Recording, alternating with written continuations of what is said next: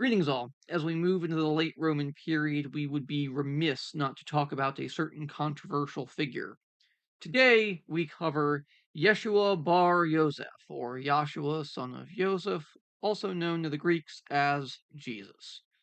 He is one of the few figures of the ancient world whose life we actually know a great deal about. We know he was born in 4 BCE, or at least around then. We know that when he was 30 years old, he was endorsed by a Jewish preacher of moral reform, John the Baptist, who some considered the prophet. He traveled widely around the rural areas of Galilee and Judea, preaching and displaying unusual healing powers. He accumulated a large number of disciples, some of whom had political ambitions. Keep in mind, we are only covering the historical record here. And with that in mind, the earliest writings that mention Yeshua bar Yosef, Joshua, son of Joseph, are the letters of Paul of Tarsus, a Hellenized Jew who was active during the 50s and 60s of the Common Era. Different narratives of his life and teachings, written between circa 70 to 100 CE, include the New Testament and are called Evangelia, good messages, the Gospels. Around year 30, Jesus staged an entry into Jerusalem during Passover, a major religious holiday. The move is interpreted as a bid for political power by the Roman government and high ranking Jews of the temple. Three of the gospel accounts state that Jesus drew attention to himself by attacking merchants and money changers associated with the temple. The city's religious leaders would arrest him and turn him over to the Roman governor, Pontius Pilate, for sentencing. Here we have Judea and Galilee in the time of Jesus. Judea was a Roman colony, and Galilee was a province ruled by a client king, Herod, loyal to Rome. Now, what were the major cities in first century CE? Judea. What do they indicate about the effects of Roman occupation on the lives of Jews? Given what you have learned about their history, why do you think some Jews would resist Roman rule? Here we have a depiction of spoils from Jerusalem, a bas relief inside the triumphal arch of Titus in the Roman Forum, which shows plundered treasures of the Temple of Jerusalem, including the menorah being carried through Rome in triumph after the quashing of the Jewish rebellion in 70 CE. What messages did this image convey to its viewers? Now let's consider Jesus' famous run in with Pontius Pilate, which needs a bit of background. Pilate wanted to preserve peace during the festival. He handed Jesus over to Herod Antipas, who ruled the province of Galilee as a client king. But Herod sent him back to Pilate for judgment. Pilate chose to make an example of Jesus and condemned him to death by crucifixion, the standard criminal penalty for non Romans found guilty of sedition against Rome. His followers asserted that he had risen from the dead and would return again. Roman records make up the official accounts of what we know of Jesus' life. However, they are inseparable from the religious ones. Recently, at least as far as we historians are concerned, we unearthed a series of documents. In 1947, an extraordinary cache of ancient parchment and papyrus scrolls was discovered near Qumran, on the shores of the Dead Sea. What these documents show is the diversity of religious practice and the competition amongst groups of Jews during this period. More caves were found to house similar texts. The documents were written in Hebrew, Greek, Aramaic, and date to various times between 100 BCE and 70 CE. They revolutionized our understanding on the Second Temple of Jerusalem. All of the accounts of Jesus' life were recounted after the destruction of the temple in 70 CE and were further influenced by later events. Consider Roman rule in Palestine being relatively new and still highly controversial. The Jewish urban elite were content to reside under Roman rule, while the rural areas were prone to rebellion. Being disadvantaged by the Romans, they hoped their Messiah would come to their rescue. Amongst the different groups were, of course, the most extreme zealots, who eventually led two armed revolts against Roman rule, but more on them later. Into this powder keg, the burning ember of Yeshua drops. He walks into a recently occupied city and immediately begins encouraging the assault of money changers. The Roman state responded. To them, Jesus walked into a crowded movie theater and shouted fire. He was a danger to the state, not a heretic. Following his crucifixion and subsequent death, the revolts would aggressively shift Roman attitudes toward Roman and Jewish faith and potential radicalism. Yet, both Judaism and Christianity would remain tolerated but not unscarred.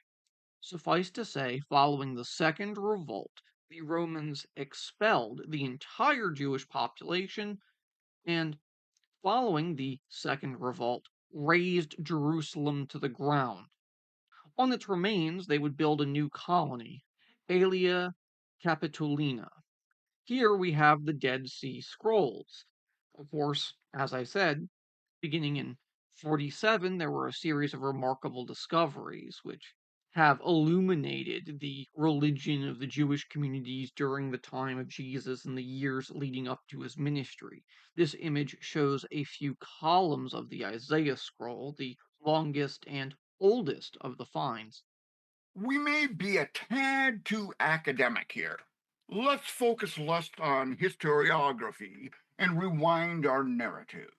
When Jesus was born, Roman rule in Palestine was relatively new and still controversial. We have the urban elite that were content to live under Roman administration. Of course, many rural communities and the urban poor were rebellious, disadvantaged by Roman rule, and hoped for a Messiah, a divinely inspired leader who would establish a new Jewish kingdom. Zealots eventually led two armed struggles against Roman rule. His apparent belief in life after death and the imminent coming of the kingdom of God also fits within a Pharisaic framework, as does his willingness to reach out to people beyond the Jewish community.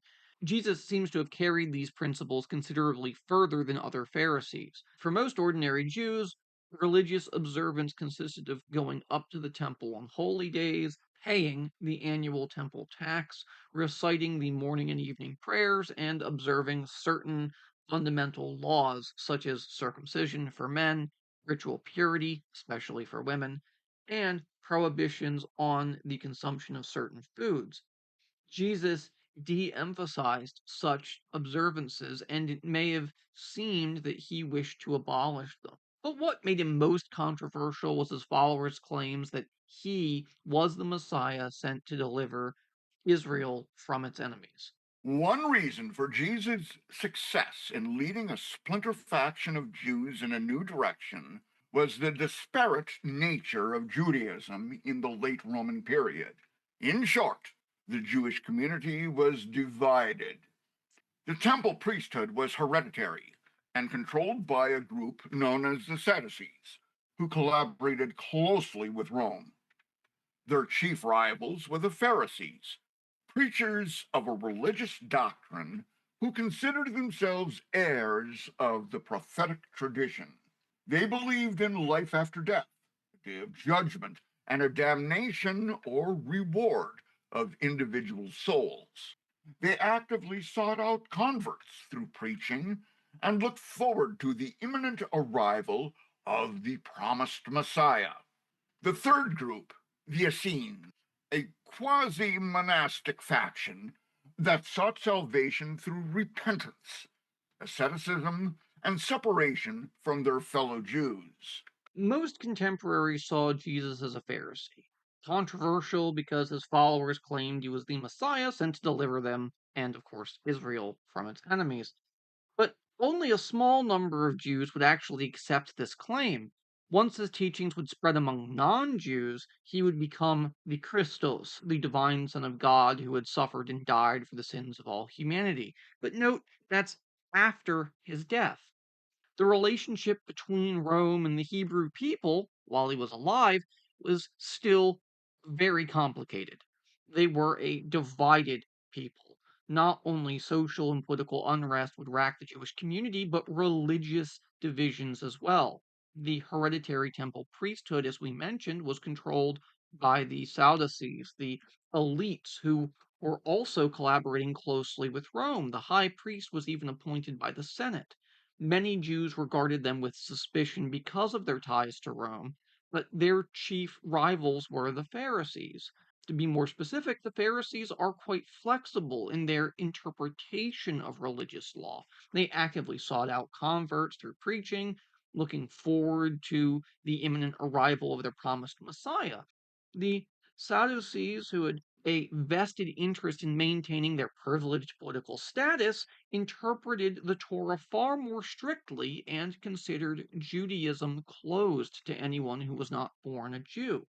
This conservative lens benefited the Romans and made Judaism a non issue. Even after their rebellion, the Jews of the diaspora were allowed to maintain their special status they had always had under Roman rule and were not required, as other subjects were, to offer sacrifices to the emperor. This is significant because nothing was more important to the Romans than pietas and the respect for one's ancestors. The Jewish traditions are steeped in a form of ancestor worship. Further, regardless of their political power, they were simply not enough Jews in power to matter to the Romans. Sorry, but it's true. Christians, on the other hand, were tolerated by Roman officials, except when local magistrates chose to make an example of some who would flagrantly flout authority, such as Perpetua. Christianity would wash over the Hellenistic world, not like a tsunami, but more like a creeping flood. This new understanding of Jesus' divinity was largely developed by his younger contemporary, Paul of Tarsus, originally known as Saul, from circa 10 AD to 67. Initially, Saul attempted to eradicate the cult of Jesus. He experienced a conversion, became Paul, and spread the new faith to Greek speaking, mainly non Jewish communities. For the benefit of these latter converts, Christians began to practice initiation ceremonies such as baptism, a ritual purification common to many ancient religions, not just Christianity. Early converts, such as the Hellenized Jews like Paul, groups of non Jews would be known as God-fearers, Greeks who saw Jesus as living by Stoic principles, Persians who saw him as an embodiment of Ahura Mazda, other devotees to mystery cults such as the followers of Mithraism. Here we have a fresco from the catacombs of Rome. This image shows a catechumen, Greek for instructed one, being baptized by the Holy Spirit in the form of an eagle. It is one of many paintings to be found in ancient catacombs in and around Rome. Subterranean burial and meeting places were where also Christians hid amongst times of persecution. Why were such images important to the communities who created them? Further, here we have a map of Paul's missionary journeys. Quite apart from its theological importance, Paul's career offers a fascinating glimpse into the life of a Hellenized Roman citizen from one of the empire's eastern provinces. What were the main phases of Paul's travels in the eastern Mediterranean? How were his itineraries shaped by geography and by various modes of transport? What conclusions about his mission can you draw from the extent of his travels and his major destinations? Much like the disparate nature of Judaism at the time, Christianity was far from united. Many elements that early Christians accepted, even celebrated, did not make it into the Roman Catholic and Orthodox version of the faith that exists today. By the middle of the second century, the Christian church at Rome had a structure headed by a bishop and lesser office holders. Women were extremely prominent in these churches as patrons and office holders. Now, Judaism reshaped itself after the failed revolt in 135 Common Era and tended to ignore Christianity. But the Christians could not ignore Judaism. They argued that the Christian church was true Israel. When the Jews rejected Jesus, God rejected the Jews and made Christians his new chosen people. The Hebrew Bible was now the Old Testament. Of course, at the time, the Jews would see the error of their ways and convert. They existed to testify to the truth of Christianity. Christianity drew its adherents from a broad range of social classes.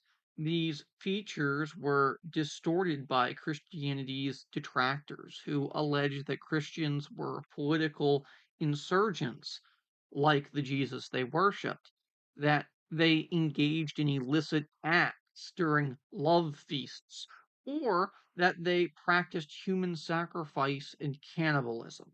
Why did the church fathers of the early Christian church believe that the classical heritage of learning was essential to their understanding and interpretation of Christianity? What specific problems were associated with the intellectual combination of the classical tradition of humanism with the Judeo Christian tradition? Here's an example of a Christian love feast. This fresco, another image from the catacombs, shows Christians celebrating a ritual feast. The inscription above reads, I join with you in love. How would a Roman viewer interpret this scene? How might this interpretation differ from that of a Christian? Now, the Roman state did not deal with early Christians like Hollywood would have you believe. Judaism was a legal religion. Christianity was a novelty. It raised suspicions on many levels. It encouraged women and slaves to hold office and thus rise above their proper stations. It revolved around the worship of a criminal condemned by the Roman state. Its secret meetings could be breeding grounds for rebellion. The official attitude of the Roman state towards Christians was largely one of indifference. Yes, this will be on the test. During the 1st and 2nd centuries CE, Christians were tolerated by Roman officials, except when local magistrates chose to make an example of someone who flouted authority. Now, I know we've said this 3 or 4 times in this video, and we're going to continue saying it. I wonder why it's important. Maybe because it goes against what the Bible says.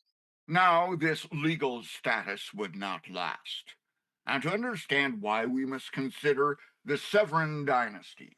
The son of Marcus Aurelius, Commodus, lacked the capacity to rule effectively and alienated the army and the Senate, and in 192 CE, he was assassinated. Civil war ensued, and the eventual victor was Septimus Severus, from 193 to 211 CE, for his rule. He was from North Africa and did not see Rome as the epicenter of the empire. His Syrian wife, Julia Domna, highly educated and governed Roman rule while Severus was away.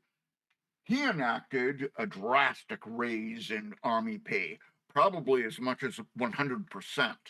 He relaxed the long-standing rule forbidding soldiers to marry while still in service.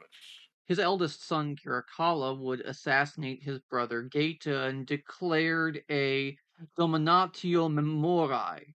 He tried to replace Jupiter with Sol Invictus. He extended the rights of Roman citizenship to everyone in the empire to increase the tax base. He built the largest public baths ever constructed in Rome and alienated everyone who disagreed with him, and to no one's great surprise, he was assassinated in 217. Another grandson, Alexander Severus, reigning 222 to 35 CE, took his place and was ruled by his mother, Julia Mamaea. Prominence of the army made Rome's legions engines of political advancement. In 235, Alexander and his mother, of course, to no one's great surprise, are murdered, and 50 years of chaos would ensue. This pattern continued with the Empress, Julia Domna, and Heliogabalus. Now, Heliogabalus, also known as Elagabalus, reigned from 218 to 222 Common Era, when he attempted to replace Rome's patron god with a Latinized version of this Eastern deity, Sol Invictus, his own grandmother, had him assassinated. Now, here we have a representation of Roman coin of the Empress Julia Domna, which dates from about 200 CE, in one of several issued in the name of Severus's powerful wife. As the coin's legend shows, she ruled as Julia Augusta, names associated with the imperial family since the time of Augustus Caesar. Reflect upon the earlier chapters. Hopefully, you will see that the thin, spidery cracks in the proverbial pottery vessel known as Rome have become nearly fatal flaws, and it's now fit to burst. From 235 to 284, the barracks emperors are in Rome. No fewer than 26 military commanders would struggle with one another. In 251, a terrible plague, most likely smallpox, swept through the empire and recurred in some areas over the next 2 decades. People would seek out scapegoats. Christians would now be targeted. Here we have Decius as well, 249 to 51, who required all Romans to swear a public oath to Rome and its gods and receive a certificate. Christians would refuse on principle and therefore become prosecuted. And here is where the persecution of Christians begins, the third century crisis. We have inflation caused by the devaluation of currency. Debasement is what it's called. This would drain coinage of its value. We have aspiring emperors levying exorbitant taxes on civilians in their provinces. We have warfare among rival claimants, destroying crops, interrupting trade, causing food shortages. We have poverty and famine, forcing artisans, businessmen, and small farmers to labor on the estates of large landowners in exchange for protection, but also just daily food. Here, the Emperor Septimus Severus, this statue carved during the emperor's lifetime, emphasizes his career as a military commander, showing him in the standard issue uniform of a Roman legionnaire. How does this image of Severus compare to that of the Augustus? What do the differences suggest about the emperor's new role within the third century? This era of chaos required some serious reorganization. Diocletian was just the man to do it. With a measure of cunning, foresight, and no small amount of luck, he instituted a tetrarchy. Now, do not misunderstand me. He was the most zealous persecutor of Christians, yet he also helped reform the state. He ruled between 284 to 305. He appointed an officer, Maximian, as co emperor, putting him in charge of the western half of the empire, retaining the wealthier eastern half for himself. In 293, he delegated new authority to two junior emperors, or Caesars, Galerius and Constantius. He further subdivided his administrative units, called dioceses. The system responded to the challenges of administration and designed to secure a peaceful transfer of power to Caesars, groomed to succeed the two senior Augusti, called the Tetrarchy. Diocletian took the title Dominus and tapped into Persian imagery to inspire respect for the emperor. He wore a diadem and a purple gown of silk interwoven with gold. You had to prostrate yourself for an audience. He also stabilized the currency, attempted to fix prices and wages, reform the tax system. He moved the administration of the empire from Italy to Nicomedia. Here we have an image of the Tetrarchy, Diocletian and his colleagues. This grouping, carved from a valuable purple stone called porphyry, shows the two Augusti, Diocletian and Maximian, embracing their younger Caesars, Galerius and Constantius. Why do you think that these rulers are all portrayed with identical facial features and military regalia? What message does this convey? Here we have Diocletian's division of the empire, this map showing 304 CE, or at least around them. What areas did each of the four divisions of the empire cover?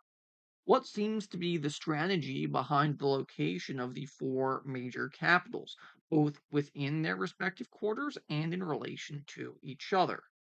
What is the status of Rome itself, according to the map? Now, as you may be aware, Rome would eventually become a Christian state. However, this change was a gradual one, and according to some, required an act of God. But more on that later. At the beginning of the 4th century, the number of Christians in the empire statistically was insignificant. The Christians were probably 5% of the population in the West and 10% in the East. But the new Christian religion was growing, and Diocletian promoted unity by attacking any group perceived as subversive. He received persecutorial policies of Decius and Valerian, but went further by those who could not show proof of loyalty to Rome's God by being stripped of their citizenship. Diocletian's great persecution contributed to a growing interest in Christianity. There was a message of social justice and equality before God, and this was attractive to those suffering from the breakdown of political, economic, and social structures. Christians are now serving in the army or in government, and they would be dismissed. Manichaeans, followers of the Persian prophet Mani, 216 to 76 roughly, were also dismissed. The Great Persecution would begin in 303 CE, and we would see many martyrs to the faith. The Great Persecution also appealed to followers of a new philosophy system called Neoplatonism, which drew on the more mystical aspects of Plato's thought.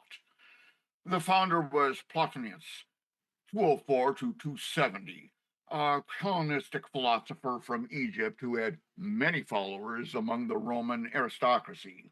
He taught that everything has its source in a single supreme being. Neoplatonism became so popular in Rome that it almost supplanted Stoicism and was a natural ally of Christianity. Neoplatonism has two fundamental tenets. Human beings are composed of matter, bodies, and emotions of the divine, i.e., souls. The individual soul, originally part of God, is now separated from its divine source by the fact of embodiment. This is going to become critical when we reach the medieval perspective. Number two, the highest goal of life is therefore to attain spiritual reunion with the divine through contemplation and acts of self denial and asceticism, which help liberate the soul from its earthly bondage. Does anybody else's mind go back to Pirates of the Caribbean 3 with the cannibals trying to eat Jack Sparrow and free him from his fleshy prison? No? Just me? Okay, I digress. Enough philosophy. With the rise of Jesus and much of the religious background out of the way, our episode draws to a close. We have set the stage for the rise of Christianity as a state religion. Join us next time where we discuss exactly that and much, much more.